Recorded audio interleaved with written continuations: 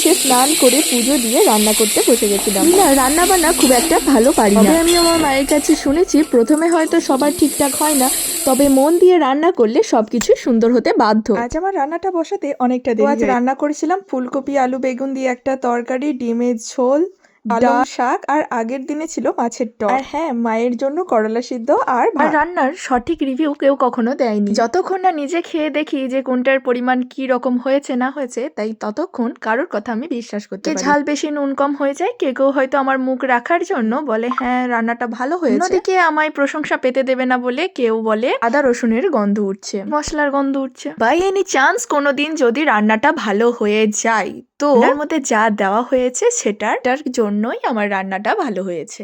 যেমন ধরুন বাঁধাকপির মধ্যে মাছ দেওয়া হয়েছে, মানে মাছ দেওয়া হয়েছে বলে রান্নাটা ভালো হয়েছে। মানে যে রান্না করেছে তার কোনো ক্রেডিট নেই, কিন্তু ক্রেডিট হচ্ছে মাছটা। এরকম ভাবেই আমার রান্না বান্না সংসার চলছে। তবে আগে হয়তো সবার মুখে শুনতে চাইতাম যে রান্নাটা কেমন হয়েছে, এখন আর সেসব শুনি না। যে খাই নিজে বুঝি যে কোনটাতে কতটা পরিমাণ দিতে হবে।